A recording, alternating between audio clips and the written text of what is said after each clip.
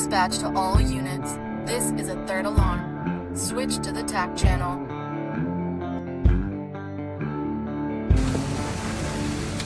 You got water.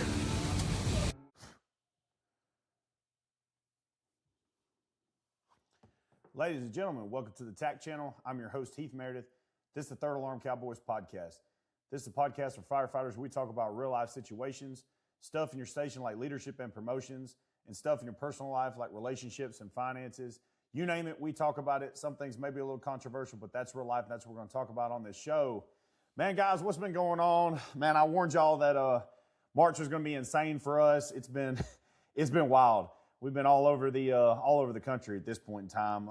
Been on several different flights and had all kinds of good stuff and bad stuff and everything in between happen. And I'll get y'all caught up kind of a little bit on what we all have been going down. So or what all has been going down. So the first week of March, we went to Lift down in South Louisiana, down in Baton Rouge with the guys from Louisiana all across the state. Outstanding conference. I got to tell y'all, the venue there was great. They had us set up at the LaBerge Casino and Resort, and basically they had the conference with the different lectures going on in the big convention center, like the ballroom areas and shit like that. And they had us set up, man. We were literally set up as rock stars. We had the entire lobby set up for our cigar night, and it was mixed in where they also had a bourbon tasting going on in one room, and then another room you had Corley Moore doing a live scrap with Todd Edwards and Clyde Gordon and several other different instructors that hopped up there and asked some questions and did a live scrap. So outstanding conference. Those guys set us up. Kyle and all them really took care of us. That was phenomenal conference. If you're anywhere in the South and you need to get your ass kicked into gear and get around a really great group of guys that bottom line is some of the best instructors in the country were there at this conference. I got to poke my head in a couple different places, especially shout out to my boy Eric coming in from Squad 58 training. Got to pop my head in with him and talk some shit, and he was giggling and laughing because I was the heckler in the back of the room. But outstanding lecture from him, and several other guys had some just great lectures that I got to hear bits and pieces of it as I was making my rounds.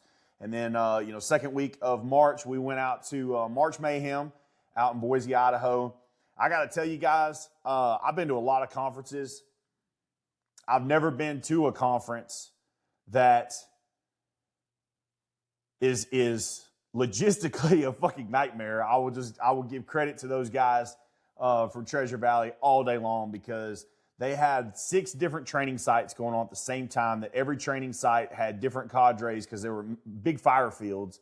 So they had different cadres teaching different stuff. So you had Todd Edwards teaching and his group teaching on one prop, one building, and then on another building and another prop. They had another group going on. We had Rob Ramirez out there. We had Todd Edwards and his guys out there.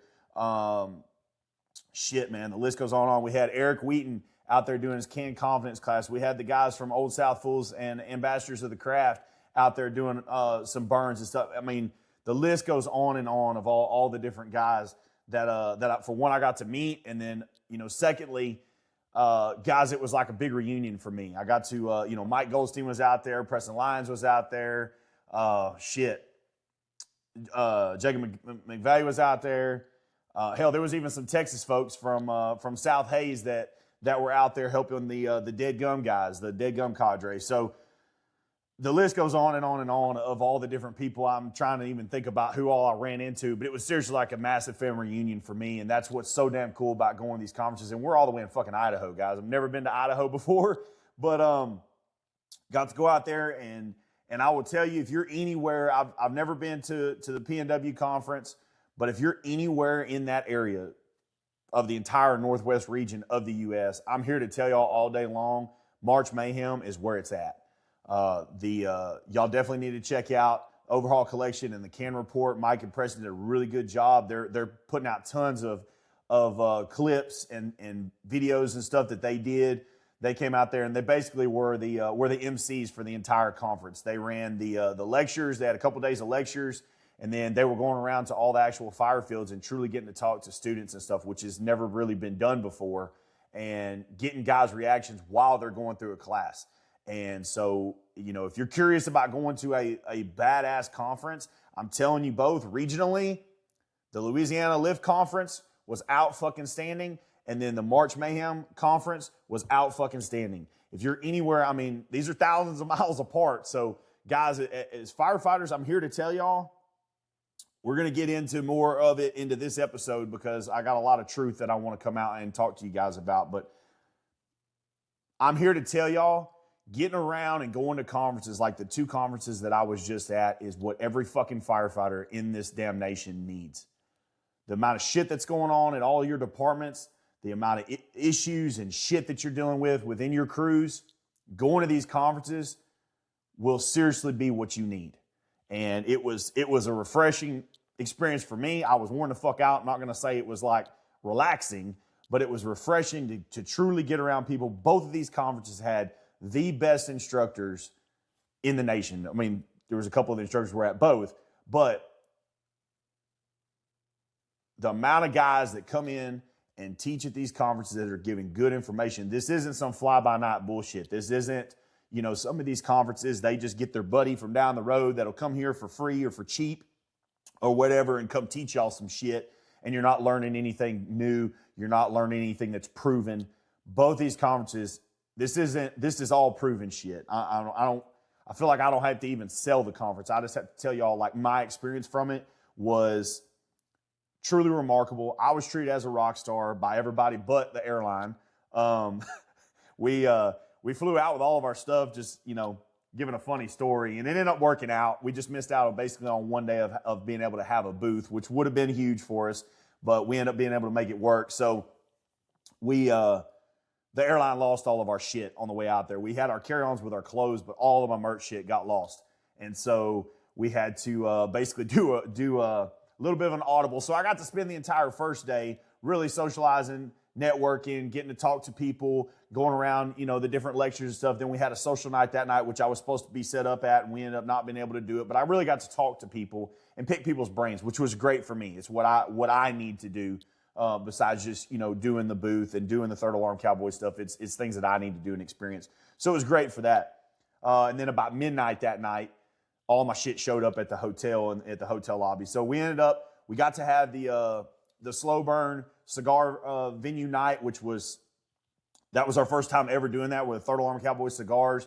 We probably had, I'm going to say, over 100 people, 100 to 150 people at this venue. Is a local cigar lounge that opened the doors up for us, let us come in and really have a great time. Of course, we had a bar going and we had some food going, and then we had all the cigars and stuff. And guys, we sold the fuck out of a lot of shit. So it was a great night for us and a great night to get to meet a lot of really, really, really good people. Mike and Preston ended up doing a more or less a live Q&A, introducing all the instructors that were there at the venue and giving the opportunity for students to be able to go and talk to, if I'm over here taking Todd's class but I want to pick Eric Wheaton's brain, it was my opportunity to be able to go and pick his brain, or vice versa. We had Logan Hinkle out there with Rule of Fire Tactics.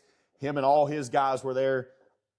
And so guys could really get to go and ask other people questions about things that maybe they were interested in their class, but they didn't have the time and the schedule for the conference to be able to take their class and learn directly. So that's a great setup. It's a great idea. I think March Mayhem was really the first to do that and really give people the opportunity to ask fucking questions, because all of us go to conferences.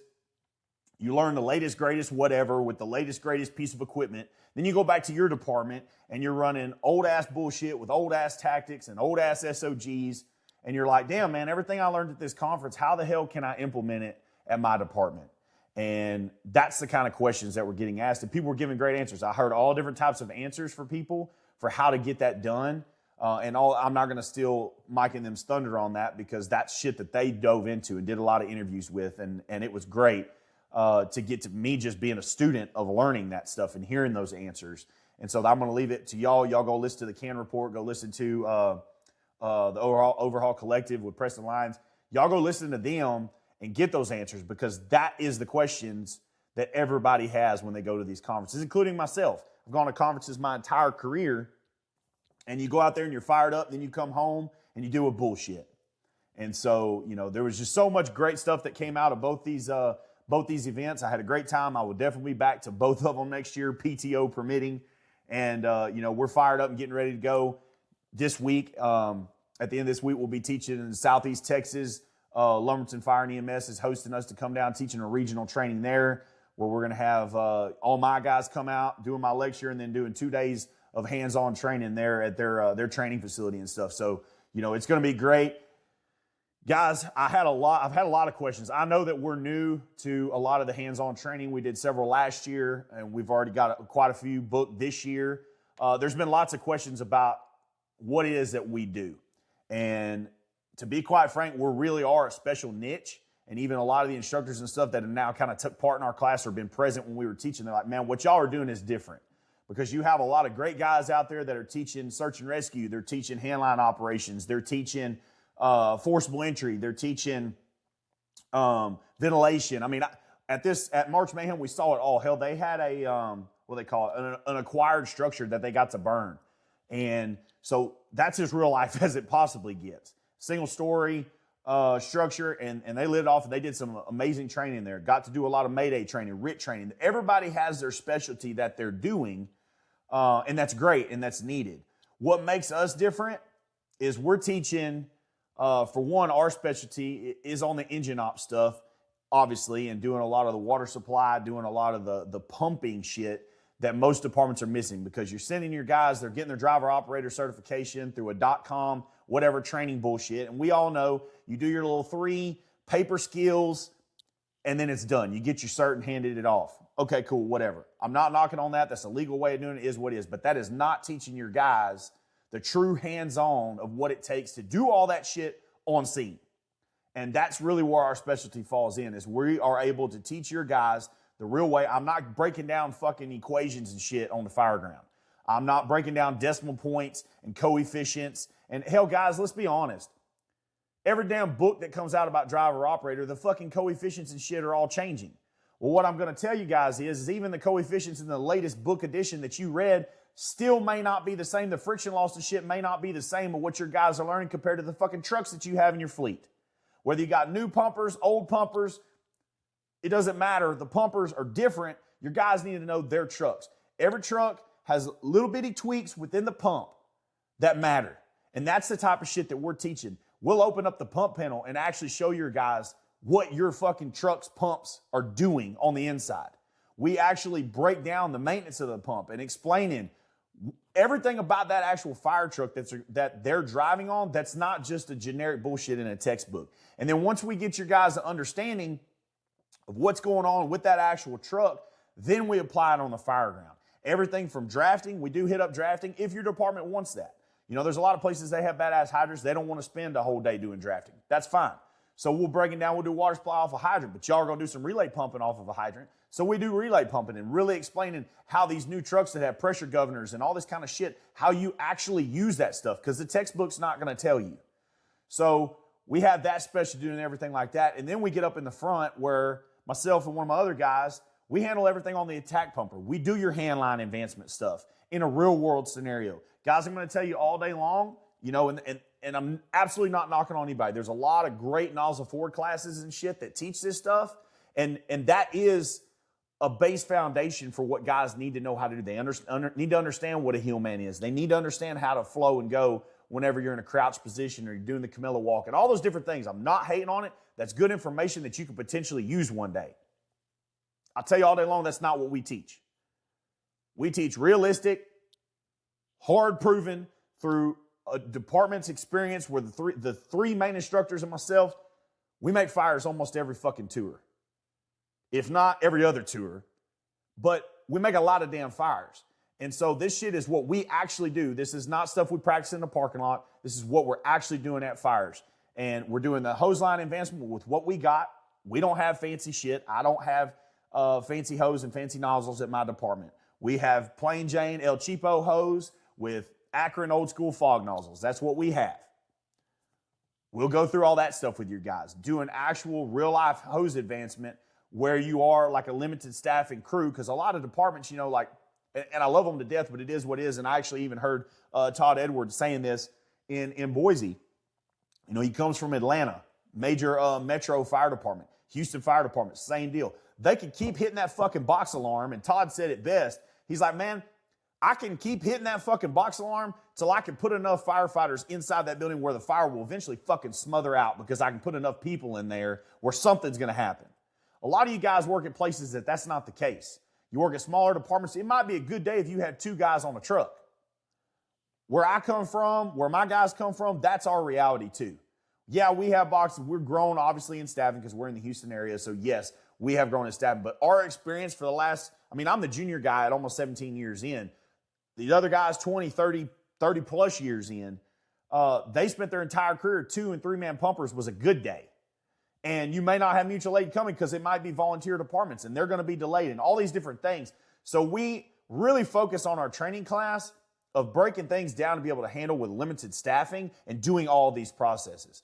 Being able to be that guy that pulls the line, forces the door, does the fire attack, and does the search all at the same time. Because in reality, guys, that's what the fuck it's like in real life. You're not going to have where I'm just doing a fire attack and I have a hill man and I have a truck company that's doing a search and victim removal and ventilation and all this shit. I don't have that luxury, and I don't think very many of you do either. So that's something that a lot of guys start asking questions like, what it is that you actually do? Like, what is it that you actually teach? And I'm like, okay, I need to really break this down and explain. Like, what we're teaching is everything from the pump to the nozzle with limited staffing or great staffing. It really doesn't matter, but limited staffing and being able to do all of those tasks in, for one, the right order per se, but understanding the decisions that you're making and why you're making them on the fire ground, what your truck will do, what your truck won't do, what you can do as a firefighter and what you can't do, and really what those emergencies dictate.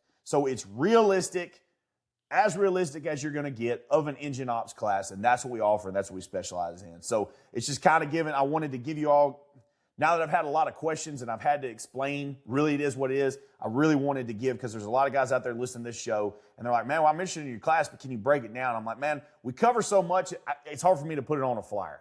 But the basic premise is tried and true, realistic pump ops, realistic engine ops, realistic fire attack, and search.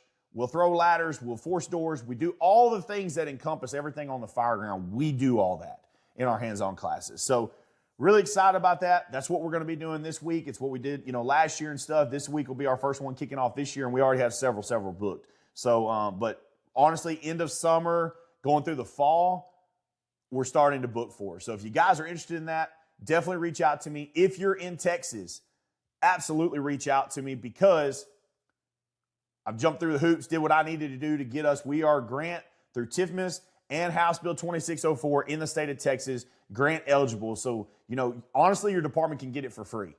The state has approved our engine course. They like what we're doing. And so for whether you're a paid department or a volunteer department, we can come out and teach this to you guys, and y'all can get reimbursed for that. So that's very exciting for us. That's opened up a shitload of doors for us. And I really couldn't be any more proud to do that.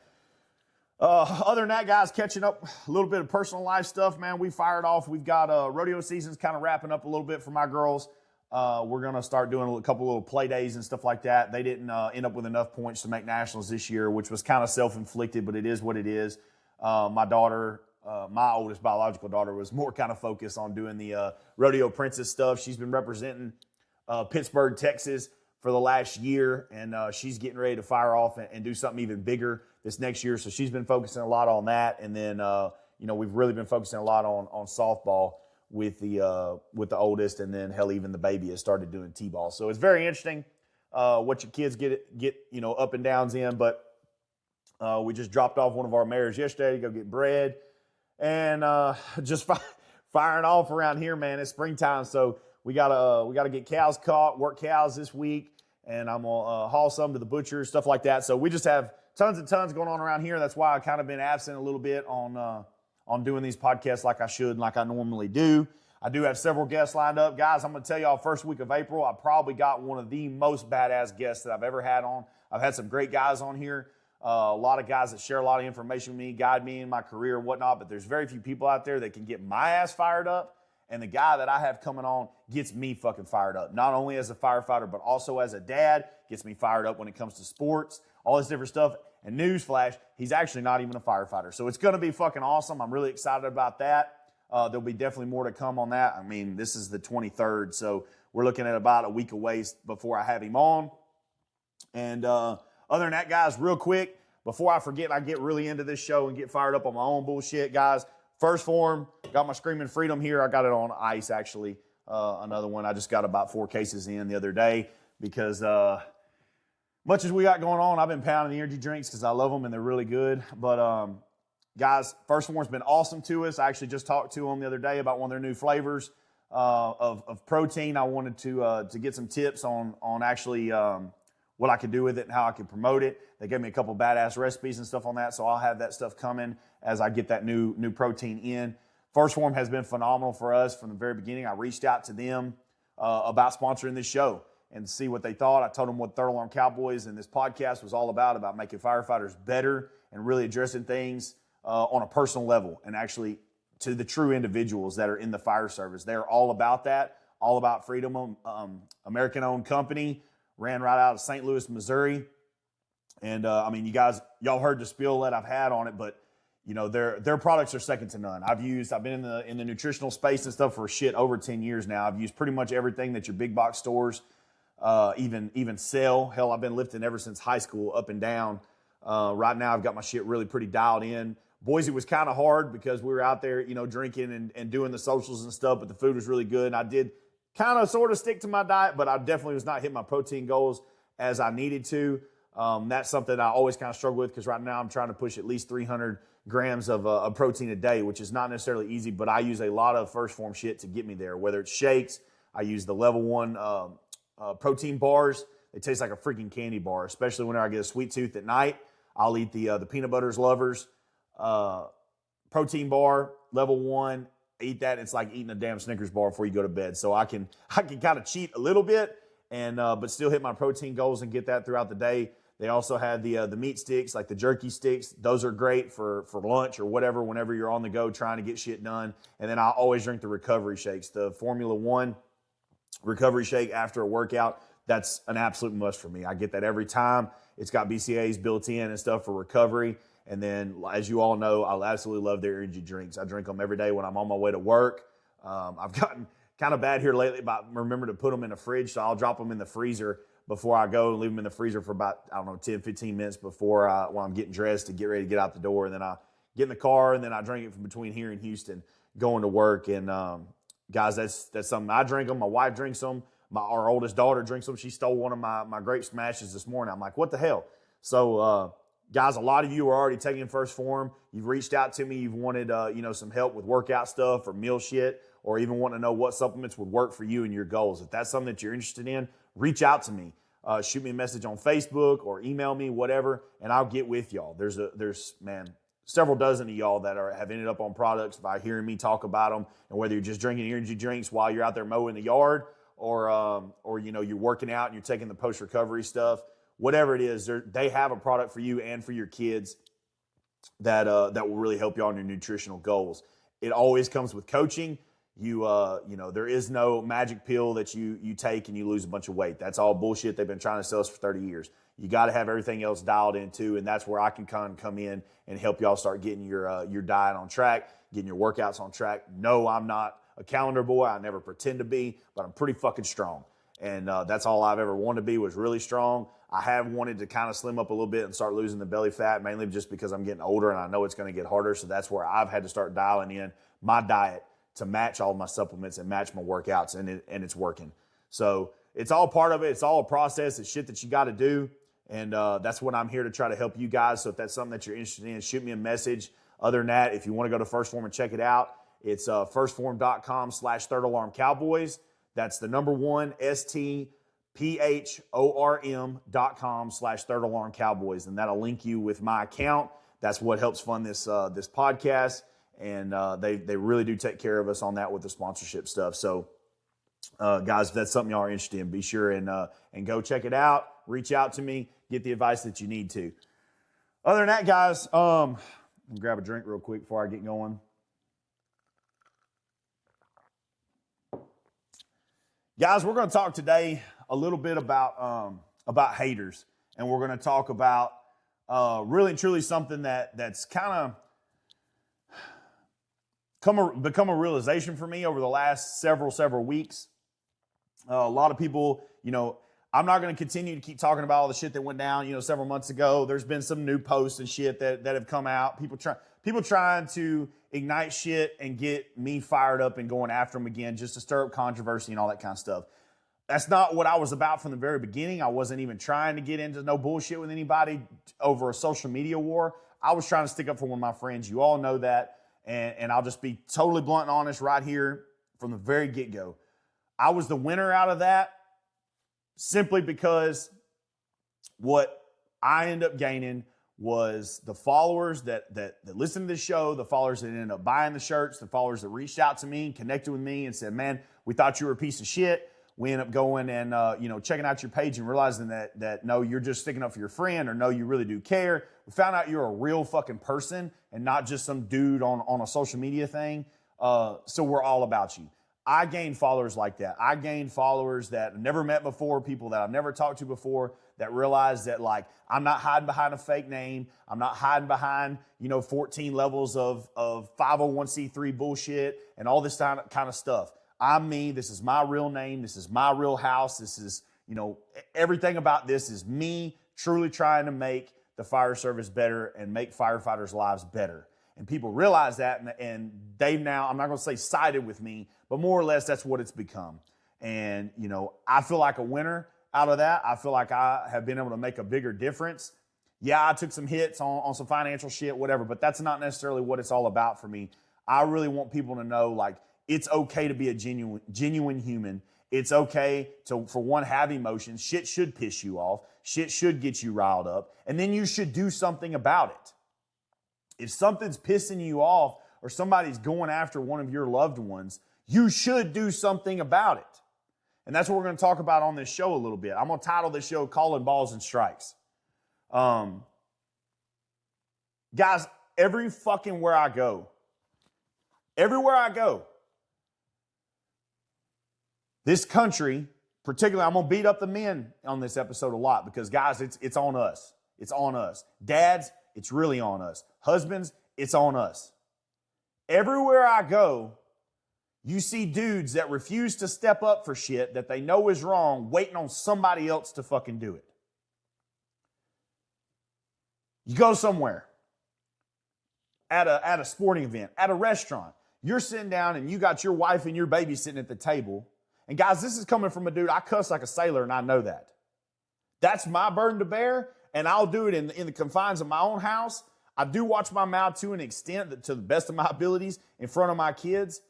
But I don't go out in public and act a complete and total fucking drunken asshole. I don't go to motherfucking this and motherfucking that and talking about coochie and blah, all the raunchy, nasty stuff that you can in public in front of God and everybody else when you got a table full of kids sitting around.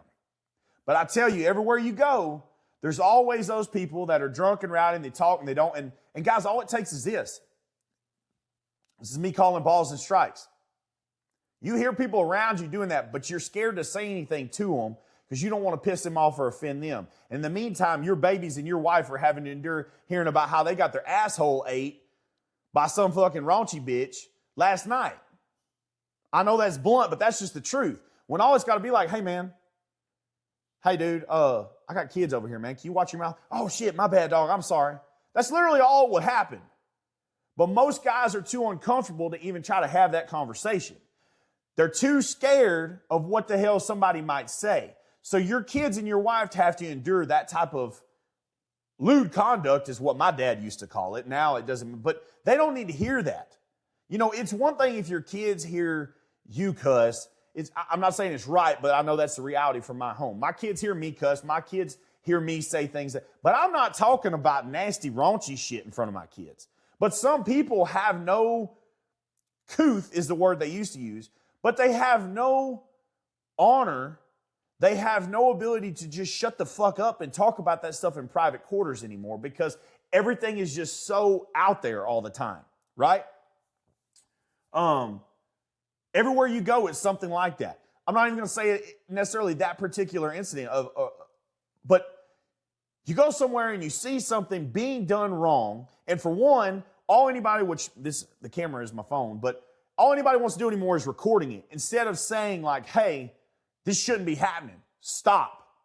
Men out there, I see fight after fight after fight on social media that's going on. And the men are not doing shit. It's the women trying to break them up. Guys, I'm going to tell you right now, I married a damn Cajun woman. She'll throw down with the best of them. That's one of the reasons that I married her. She's not about talk. She can sit in a room and never say a fucking word to anybody. But if somebody starts scrapping, she's down for the cause. And I love that. That's what I like. I'm not saying that that's right or anything like that, or that's what y'all need to be looking for, but that's what I like.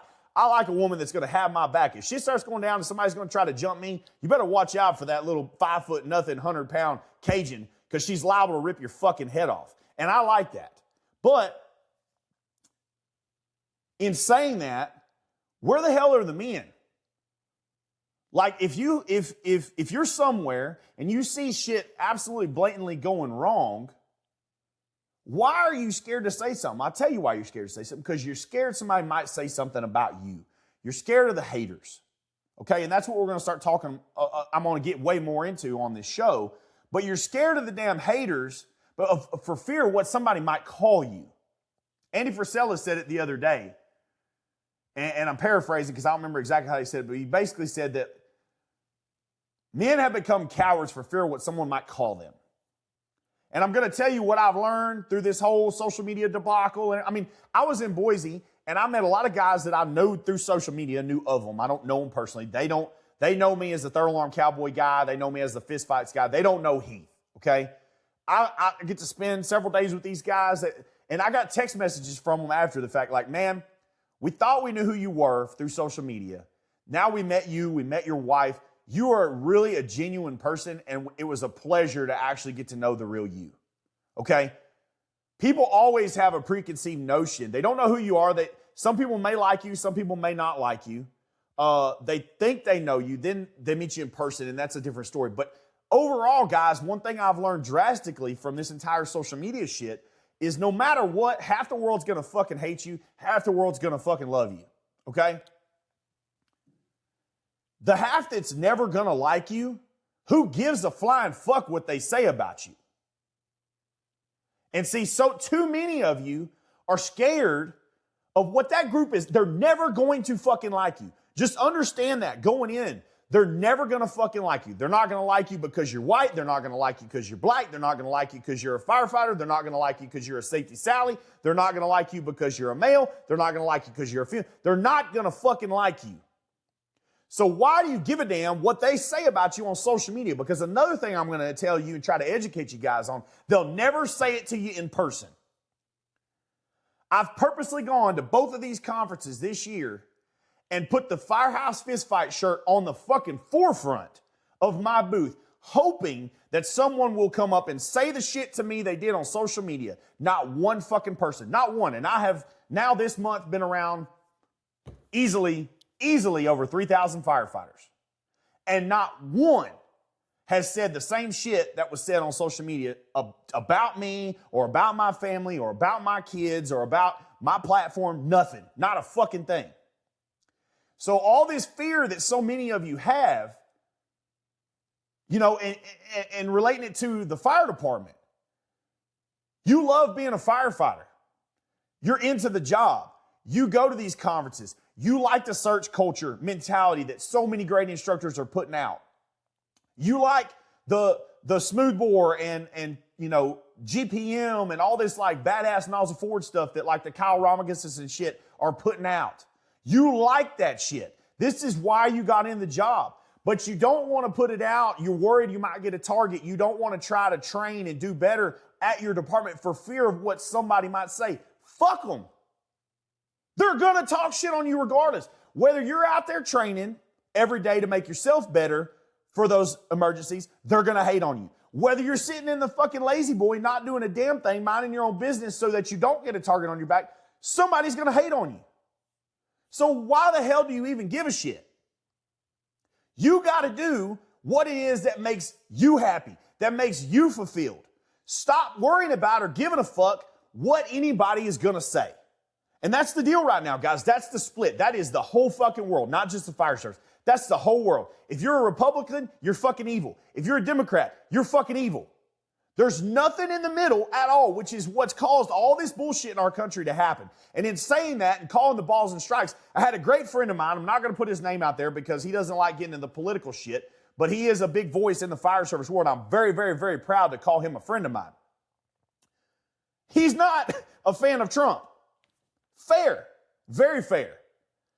And he told me, we had a conversation after one of these conferences. And guys, you all know, I sat on this platform and told you motherfuckers to vote for Trump because that was our only hope. It was Trump or Kamala. So in my eyes, I'm looking at Trump. You know what you're getting? He's an asshole. He's a piece of shit in a lot of terms and this, that, and the other. Or Kamala, who's borderline fucking communism. I'm going to say all day long, we know neither choice was very fucking good, but Trump was the only choice if you believe in American freedoms. And I'm here to tell you all day long, I'll take my hat off to the fact of this shit. Everything he's doing right now, I'm adamantly against. He has not fixed the fucking economy. He has not fixed fucking anything. Fucking anything. And I'm pissed about it. I'm royally pissed about it. Those of you that follow my personal page, you see that I'm pissed. So this friend of mine even tells me, hey man, I want to reach out to you because I consider you a friend. And I think it's very cool the fact that you're even calling out your own party behind the shit that they're doing. I didn't vote for them. I'm not a fan. But very few Republicans are willing to say like, hey, Republicans are fucking up. Trump is fucking up. And I messaged him back, obviously. And I said, hey, man, here's the deal. I'll be honest with you, and I tell everybody, I don't give a damn. I was raised in a Democrat household. My parents and my grandparents, diehard JFK Democrats. Diehard. It wasn't until Trump, the first term, that my parents voted Republican. I did in the past because I worked in the oil field. And so, hey, if you worked in the oil field back then under Bush and shit, you kind of needed the damn, you needed the oil field. You needed a Republican Party to keep a job. So that was something that we, voted for our own self-growth, if you will, because, hey, Dick Cheney and George Bush, oil field's pretty solid when they were in, regardless of whether it was for personal gain for them or not. That's just the truth of it. So my parents, my great uncle was very, very, very good friends with Charlie Wilson, who was from East Texas, state representative. Y'all go look him up. They did a big movie about him called Charlie Wilson's War. I was literally raised around those people. Diehard old school Democrats. Diehard. So I understand both sides of the spectrum on this. What I'm here to tell you guys, and of course I told him all this, I'm like, what I'm here to tell you is I call balls and strikes. They are what they are. The pitch is in the dirt or the pitch is in the strike zone. That's fucking it. And I don't care what tagline or logo is attached to it. That's not what I believe in. I believe in you state shit how the fuck it is. Some people don't like that because what that does is it paints a target on you because people are like, oh, well, damn, Meredith, why are you doing this? Why are you saying that? You can't say that. Yeah, the fuck I can. I'm calling it like I see it, which is what this podcast has been about from the very beginning. And I tell you guys, I've been fucking hated by more than half. Guys, I'm going to be real with you. This is my personal shit. This may get me in trouble, but it's the fucking truth. Half my own fucking department that I work for hates my fucking guts behind this podcast. Because everything I say, somehow they feel guilty about in one way or another. If I say, hey, don't cheat on your wife, half my fucking department thinks I'm talking about them.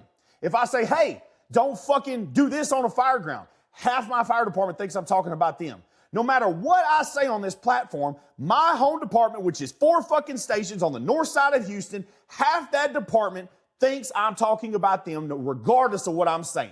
If I say something good, they're saying, oh, well, he's only giving props to his boys. If I say something bad, oh, well, he's talking about us. He's talking shit on us.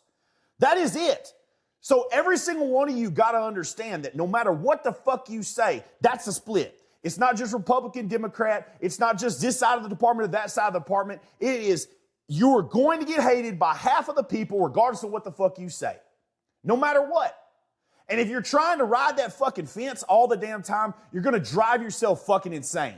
Because you cannot, as a man, I will say this, as a man that lives by principle of honor and loyalty and believing in principles that we're supposed to as Americans, you are never going to fucking be happy inside having to ride the fence to make both sides happy.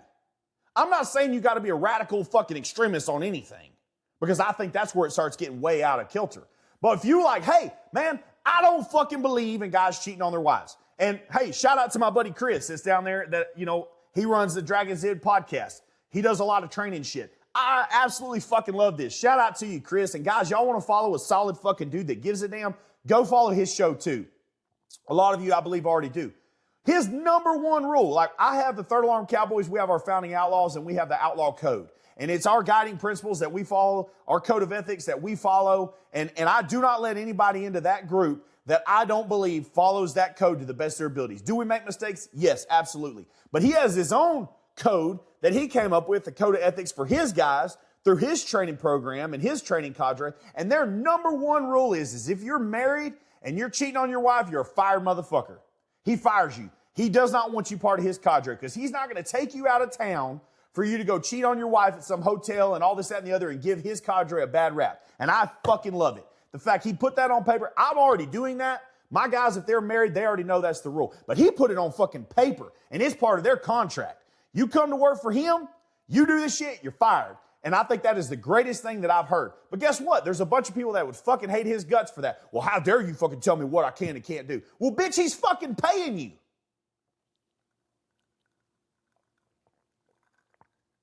It's damn right he can tell you. You're flying on his name, and that's what you guys don't understand.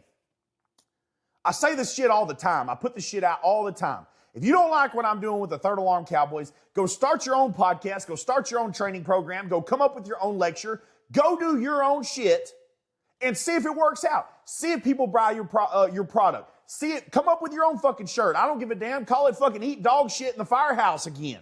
I don't give a damn what the fuck you call it. Go make up your own damn thing and see if people buy it. If they buy it, great. Make your millions and get the fuck on. But people like my shit. People come watch his podcast. People buy my shirts. People show up at my lectures. People take my trainings. Chiefs book us. So my shit's working in my route. And that's the thing, guys. When I put Third Alarm Cowboys on it, that's my fucking name. It's my name. Just like whatever your stuff is your name. So if you're attaching your name to something, it better be some shit that you believe in. You can't ride the fence for fear of, I might make this group mad or I might make this group mad. You got to live by what makes Heath Meredith with the Third Alarm Cowboys has to live within the shit that Heath Meredith fucking believes in. I can't ride the fence, guys. No successful business ever can. No successful person ever can. You cannot ride the fence because it will eat you fucking alive. If you see a child, it's terrible, but it's just the truth. If you see a kid over here getting raped and you're not willing to stop it because you personally feel, because that bothers you, as it should, that bothers you, and you don't do anything about it for fear of pissing off the fucking pedo protectors out there, that's going to fucking eat you alive that you didn't stop that. Now, that's a drastic example, but it's the truth. If you don't stop something that you personally don't believe in, it should be allowed, you don't stop it because you're worried about the repercussion, that is going to eat you alive for the rest of your life. So what the fuck is worse? Having some people talk shit on you? Oh, I can't believe it. He stopped a pedophile. Yeah, that might sting a little bit when they're hating on you on social media, but you'll never meet a person in real life that won't remember, damn, you're the one that jumped on that dude and beat the hell out of that guy that was hurting that little girl. And they're going to come up in person and shake your hand. And all that social media fucking bullshit is going to go away. It's not going to matter. It's not going to fucking matter. So what's real to you? Living for what you believe in? Living what your name stands for? Or just worried about what figment people might care or say about you? So here we're going to the next example. Guys, I've been recently posting and watching in my spare time, which has been very limited, but all the depositions are coming out from the Palisades fire. And the Cal Fire guys are all getting deposed, and y'all been seeing me share it and stuff like that on social media. I encourage every single one of you to go watch all of these depositions. I should have looked the guy's name up because I'd put him on blast because he just fucking blew my mind on there. And I could be taken out because it's hard to read context from comments, but basically a dude made a comment on one of my shares of that and said, I can't believe he shouldn't be the one discussing this. He's calling out his department, blah, blah, blah. And I commented back, I said, would you want him to lie in a deposition? Well, no, it should be his officer speaking. The officers were speaking. That's the other deposition. So his fucking 6-8 hour deposition is him as the firefighter. Gets brought in there in front of fucking lawyers, and he's asked questions. He can't lie during that shit, because then when he gets put on the stand in court, if he lied during the deposition, now they're going to have him in perjury on the fucking stand. So he has to tell the truth. Yeah, I just can't believe he'd go against his department. Well, if his department is at fault, then they're at fucking fault. His officers are on the stand saying the same shit. They ask him, hey man, did you see any fire that was rekindling? Yeah, I did. And I reported it to my officer. My officer tried reporting it. Then they got a direct order, roll the hose up, let's go to the fucking house. So are you insubordinate and go and drag out the lines and go put out this fire y'all start rekindling? It ended up being like, from where they marked on the deal, and it's been a few days since I watched this shit, so y'all forgive me if I fuck up any of the absolute details, but I'm not being deposed. So basically what the guy was saying, he saw some fire rekindling about 300 feet, 350 feet, something like that, from where they have investigated and tried to basically say they believe that the Palisades fire kicked off at. So 300 foot from where this other fire was starting to rekindle and light back off, and it was windy, to where the Palisades fire that burned and killed, destroyed tens of millions of dollars, if not more, hundreds of millions of dollars of property and all this other shit, and killed people. 300 foot away is where the fucking fire that they didn't put out because they were given a direct order to roll up and leave. And that's what they're all coming out basically and saying. But I had a jackass on the comment saying, well, I can't believe. Yeah, he thought it was fucking wrong. There's fire. We're firefighters. We need to do overhaul and put the shit out where it's rekindling. I see flames starting to pick back up. We need to go put it out, but I'm given a direct order by my superiors. So do I stay insubordinate and go over here and put this fire out and risk that? Or do I report it and go on? Well, he reported it. They said, no, fuck it, leave anyway. So now he's sitting on the fucking stand in deposition having to tell his story. And he's like, this is what I saw. 100% what I saw and what I did. Take it up with the people at the top. So you firefighters out there that got it in your mind like, well, I can't tell the truth. No, damn right you got to tell the truth. You have to. You have to tell the truth. Stop covering for motherfuckers because you think that's going to get you riding the fence. It's going to protect my job. Yeah, but now you saw and and it's on your conscience as a firefighter that's how that guy felt. You could see it in his eyes. That's how he felt because that fire did not get put out when he reported it, and it cost people's lives, and it cost, I don't even know how many millions of dollars worth of damage because of that fire. You think that's not eating that guy alive? Because I promise you that it is. So where in your right mind on the Facebook comments are you to tell this motherfucker he should lie? That's a joke. That's an absolute joke. That is where we are in society with people, especially you firefighters, because almost everybody that follows this page is a firefighter. You're willing to fucking lie to ride the fence because you don't want to piss this group off or this group off. Fuck them. You think that guy's not staying up late at night? You think he's not having marriage problems, having parenting problems, having career problems? Because I can assure you he is because he fucking talks about it. It's eating him alive because he saw something wrong and didn't handle it for fear of the consequences of what he might be called. He might be called insubordinate. I'm not saying that you got to go out and start doing absolute insane, crazy shit. But what I am saying is if you see something absolutely wrong going on and you're trying to ride that fence to protect this or protect that or worried about what this group might say or that group might say, it's going to eat you alive. So you got to stand up for what the fuck you actually believe in. Because at the end of the day, guys, that's all we have. At the end of the day, I've never died. But I've been around people that have. I've been around a lot of older people my entire life. And even men that I knew that were fucking bad son of bitches when they were young. When they get old, they start thinking about all the things that they didn't do right. And their biggest regrets, when they get older and they don't have a way to rectify those wrongdoings and they have those regrets, they can't do anything about it, and it eats them alive. All you have at the end of your days, when you got to answer for it, regardless of what you believe in, God or whatever, you got to answer for your shit. And God ain't going to ask you, oh, well, you saw this going on. You saw this child over here being hurt, and you didn't want to do nothing because you were worried somebody might call you some names on Facebook. That's not going to go over very well. Take it to your fire departments. You see money getting stolen from your brothers. You see people getting hurt. You see lies getting told. You see the wrong people getting promoted. You see shit getting tore up. And you're not willing to say anything about it. Oh, I might piss the chief off. Man, fuck that chief. If wrongdoing is happening and you're not saying anything, you're just as wrong as that chief is for allowing it to happen. And here's another caveat I want you guys to think about. Do you ever think that maybe those chiefs don't know about the shit because ain't nobody saying anything?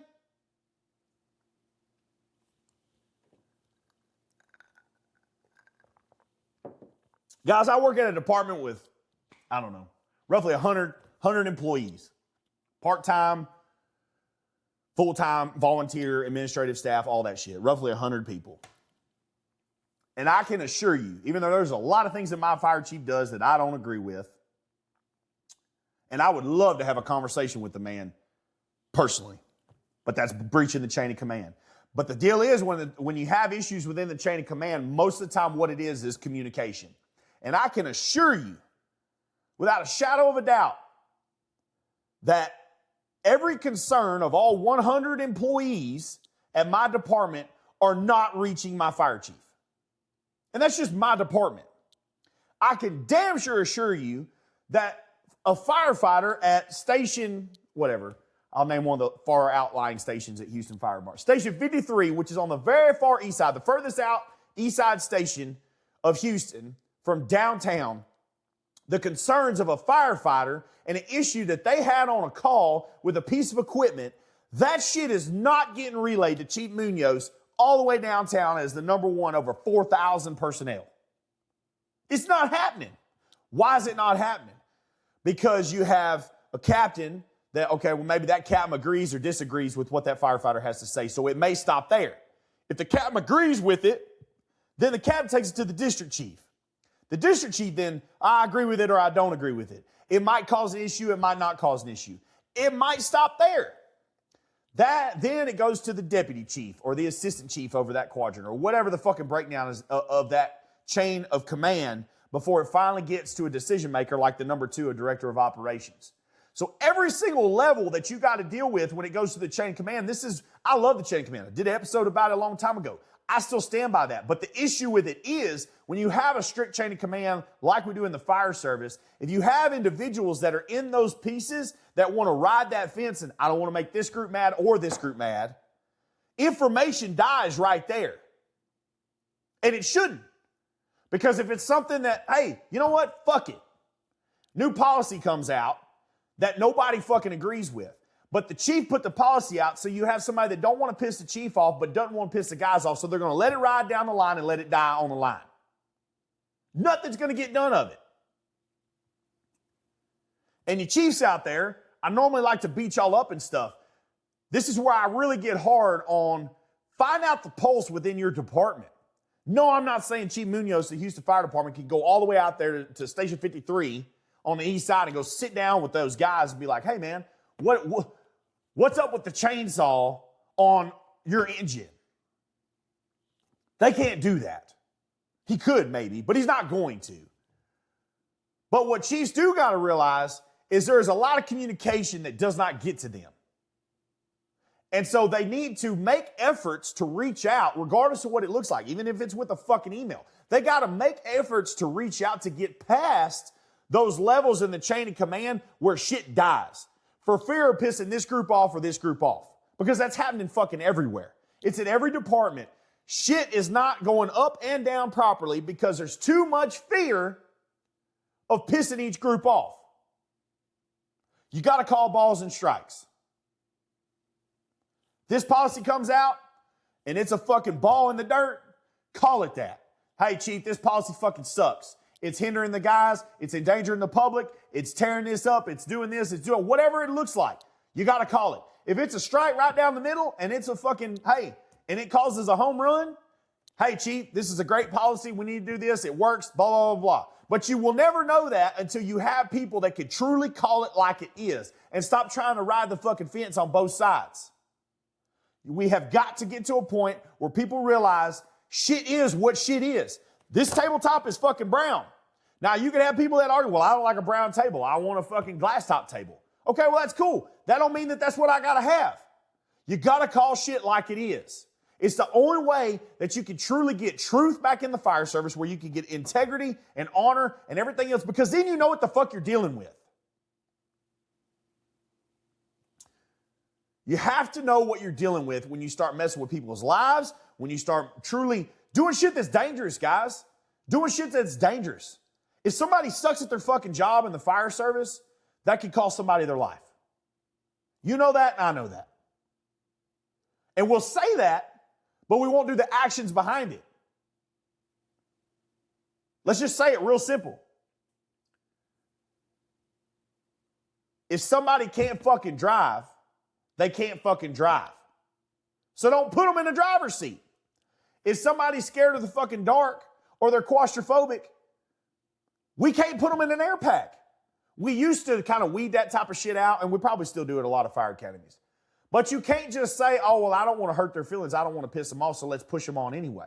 You can't do it when lives are at stake. My life is at stake. My family's life is at stake. Your life is at stake.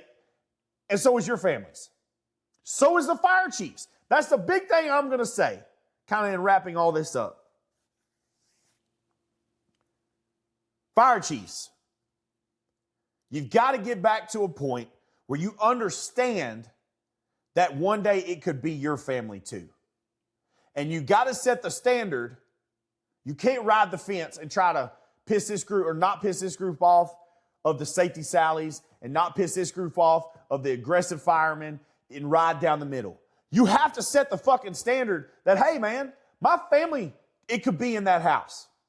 And if you really, I've done episodes before where I talked about, hey, bet your family on it. If you think your department is that fucking solid, run a drill and bet your family on it. Put your family in that fucking burn building. I do it. We run trainings and strike me down, whatever. We run trainings and stuff with my company, and we use some live victim shit, and sometimes it's been my fucking kid in there laying on that couch or laying in that bed. Yeah, it's in the fog, so it ain't going to kill her, fog machine. I'm not doing it in a live burn. But that's betting your own shit on it. And I light them guys up because they don't know it's happening. I don't let them know. Sneak my kid in there in the back, put them in there. Hey, lay down right here. And if they don't find my kid, that's my fucking kid. And I'm just the instructor. Imagine doing that shit if you were the fire chief and these were your employees and they don't find your kid. That's who you have working for you. And you want to not worry about it because you're too busy worried about pissing somebody off. Or, oh, this chief's luncheon might say some shit about me. Or this chief's conference might say some shit about me. Or, oh, the such and such might say some shit about me. No, when it's your kid's life, nobody gives a fuck. Right? We have to treat every situation like it's that dire because on any given day, it can be that dire. So we can't ride the fence because if that's, I always go back to it because it's the biggest thing that I'm most passionate about, but kids and being assaulted and things like that. Guys, if you're going to ride that fence and not give a damn, oh, that's somebody else's problem because that's somebody else's daughter that's getting assaulted. What happens when it's the day that it's your fucking daughter? If everybody treated that like that, no one's daughters would get assaulted. Nobody's. Because if you had that mindset, then you would look at everybody else's daughters as your own. And guys, I'm going to give one more fucking huge shout out to March Mayhem. And you guys, Marty, Brian, Gino, I got to tell y'all, and I'm naming y'all by name on this because I want you to genuinely know how much this actually meant to me. My wife runs my booth 100%. We laugh, we joke about it because a lot of the times I'll go in there because she'll get slammed and I'll be trying to help her out, getting shirts and doing this. And she's like, hey, you're in my way. You're fucking me up. You're fucking up my entire rotation. So I know it's the time I go back to talking and meeting people and greeting people and doing my photo ops and all that kind of shit. Guys, the whole time, and we traveled all over the country now, literally coast to coast. The whole time we're in Idaho, My wife is a beautiful woman. She dresses nice. You know, she dresses and puts on her fancy clothes to do these booths and shit like that, guys. And not one dude hit on my wife, looked at my wife the wrong way, anything like that. And I'm not going to say that happens all the time, but what I will say, my wife has been looked at and my daughters have been looked at my own fucking department at social events. Not by my close guys, but dudes I work with. And if that's been you and work with me, you can totally feel guilty as a motherfucker because I'm talking about you. My wife has been looked at by guys that work and ride the same truck as me, but we go to Boise, Idaho, and my wife and myself is given nothing but respect. So in saying all that, and don't worry, because I already handled that other issue and told the motherfucker, don't be looking at my wife and daughter like that. But in saying all that, if we treat everybody as if that could be my wife, that could be my daughter, would I want a 40-year-old or 30-year-old fireman looking at my teenage daughter's ass?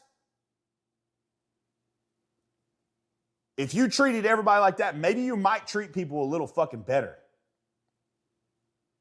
Being a girl dad is a totally different ballgame for you guys, I'll tell you. And it's opened up my eyes to a lot of shit. But a couple lines that I've never crossed in my fucking life is the kids. And if everybody had that understanding that fire could be my family, that could be my daughter getting assaulted or getting hit on by a grown-ass fucking man, you would have a total different fucking outlook. And you would call the balls and strikes. You would say, hey, motherfucker, that's my daughter. And you wouldn't worry about if you pissed them off. And then on the fire truck that night, you got to deal with that motherfucker. I got to have that guy that has my back that doesn't even have my back to respect my wife and daughters. It's a serious question that I have for all of you. You got to start thinking beyond riding the line and start thinking for what the fuck your name actually means. Start thinking for what you actually believe in. Because riding the fence is going to get you nowhere, but fucked up. Not necessarily fucked up by me, but fucked up by somebody. And on your judgment day, it's just going to get you real fucked up because you stood for nothing. And as firefighters, guys, I'm sorry. You do stand for something. Go back and listen to the Brand of a Firefighter episode.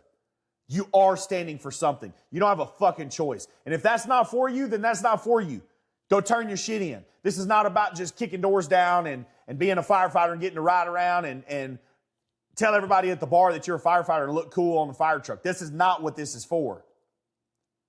They would have never put the tag words on every badge out there. Honor, courage, integrity. Every department, somewhere or another, has a mission statement or has those words wrapped into their department's patch or badge or logo or mission statement or website or something. So it has to fucking mean something. And you can't have a word in your shit like honor or integrity and ride the fence on everything. You have to fucking stand for something. Call the balls and strikes. People will love you for it. People will support you for it. At least 50%. The other 50%, fuck them. They don't mean anything anyway. You know, I run a business. I'll leave it with this, guys. I run a business. When I have people that come on there and they want to shoot me a message and tell me what a big piece of shit that I am, I go and search their name. They never bought from me anyway. I learned this from Andy Frisella. First Form, Operator Standard, Real AF. Best things that's ever happened in my life as far as on a business level, nutrition level, any of that. And he talks about this shit all the time. He'll get comments and hate notes and all this shit and he's like, I'm never buying from you again. He goes and researches them through their IP addresses and all this stuff because he's got a real security team, not like me. He can do all the cyber shit. They never bought from him anyway. It's just social media bullshit. You're not losing a customer. You're losing bullshit. So stop worrying about what somebody's going to say if you stand up for what you actually fucking believe in, because they weren't going to buy from you anyway. The people that bought the Firehouse Fistfight shirt, cool. The ones talking shit on me on social media about the shirt, they never bought the shirt anyway. So what fucking difference does it make? Guys, that's the deal. Stand for something. Call the balls and strikes. People will respect you for it. When you are in person, you will have people that come up and they'll actually genuinely give a damn about you because now they see the real you. And that's what this country is missing, especially from you men. Especially from the men. Nobody knows who the fuck you are because you're not standing for anything. The term I use is pretty rough. My mama don't like it, but there's a bunch of limp dick dudes running around this country pretending to be men. You don't stand for nothing. And what's worse is a lot of you put on a fucking badge. And I don't like that shit. A lot of us don't like that shit. And I'm going to tell you guys, going to these conferences, seeing the amount of badass firemen that are coming up behind you, you guys don't stand a fucking chance. You guys do not stand a chance. You little 4 or 5s at your department that have gotten away with this shit because you knew the chief and then you knew this and you knew that. Guys, there's a fucking wave of thousands. Every conference you go to is hundreds to thousands of people that give a damn. And they're going to fucking drown you. So it's time. And you ain't going to be able to say, well, I've been here 10 fucking. They don't give a damn. These dudes do not give a damn. I'm here to tell you, going to these conferences and seeing these people, thousands at the time, they don't give a shit. Performance is performance. They don't give a fuck how long you've been in. They don't care who your daddy is. They don't care how long you've been a cap. They don't give a damn. If you can't throw a ladder, you fucking suck. If you can't pull a line, you fucking suck. If you can't make that rescue, you fucking suck. It's here or here. There is no riding the line. You either are good at your job or you fucking suck. And that's how these people are going to call it. They're not going to worry about hurting your fucking feelings, as they shouldn't, because lives are at stake. Either you can save that person, that community member, that taxpayer, that family member. You could save my daughter, all 5 of them, or you fucking can't. And that's it. There's no in between. There's no riding the line. You can either fucking do it or you can't. Guys, that's all I got for y'all. Y'all be sure and reach out if you are interested in any first form stuff, workout stuff, anything like that. If you want to book us for the trainings, guys, my lecture is ever evolving. The more I learn, the more I get fired up. My lecture is I've added a lot more to it and changed a lot of shit, and I've changed a lot. I've critiqued some stuff even over the last few weeks of different thoughts that I've had and things that I really want to drive home with you guys. Things that I think are going to they hit me on a more personal level, so it's going to hit y'all on a more personal level. I'm announcing now, I haven't done it really publicly much. I've shared a little bit, but guys, we will be back at Smoky Mountain Weekend in Gatlinburg, Tennessee. I'm going to get a promo video together to send to those guys so they can blast it on their social media. But I've got 3 lectures for Smoky Mountain. I'm extremely grateful to be invited to come back and, got accepted in to be one of the presenters there. I'll have 3 lectures, I believe 2 on Saturday, 1 on Sunday. Registration opened, I think, today. To go ahead and start getting booked and get your seats in there. Smoky Mountain Weekend is by far an amazing weekend. It's a great time. I think we're actually going to end up bringing the whole family and make a family trip of it. So I won't be doing a turn and burn like I did last time because that was pretty damn rough. Driving 14 hours straight back home after teaching all day. But we're really excited about that. We'll be back out there. Y'all go. I'll link that into this episode to be able to go and get registered. I want to fill up all 3 classes. You guys know who I am now. The lecture has gotten even more popular, and we're filling up rooms everywhere we go, so I want to damn sure fill up rooms there. There's going to be some great other guys. Uncle Wayne will be there from the Firefighter Chalkboard. Drew Elliott will be back out there. There's going to be a really, really great group of guys that are coming that are real life. These are dudes that I know personally, and these are real life guys. They're not selling y'all on some bullshit. These are dudes that are actually teaching classes that amount to something. So y'all make a trip of it. It's Gatlinburg, Tennessee. If you want to come out, bring your family. There's thousands of firefighters that descend on Gatlinburg. We basically take the bitch over. And there's tons of bars, tons of restaurants. It is a great time. That's why we're going to stay longer when we go this time. Because last time I didn't necessarily knew what I was getting into, but now I do. And I'm like, we're going to stay and have even more fun. So we're going to have, get-togethers and shit like that. If you guys are anywhere, and want to go to Gatlinburg and make a trip of it, make a family thing of it, you can go to Pigeon Forge, check out the mountains. Hell, last year, guys, when we were there was a fucking black bear crawled out from underneath the restaurant, ran right in front of us, like literally 10 foot in front of us. It's the coolest place you'll ever go to as far as nature and all that kind of stuff. You can go up in the mountains and Really have a great time. Get registered for this shit. Like I said, I'll put the link in this episode. Y'all come out and check us out, do one of the lectures, and then go get these other lectures knocked out from these other guys. It's, I think, two or 3 days of classes. They have a huge vendor expo. We will have a booth. That's by far been our biggest booth that we've ever had. March Mayhem was pretty close, but we're going to come out there with twice as much because last year we literally sold out in an hour and a half, guys. It was massive. And so we're going to be really prepped to do even more this year, have it even bigger because now we know kind of what we're getting into as far as the booth world. So it's going to be badass. Can't wait to see you guys there. Other than that, we'll see y'all on the next one.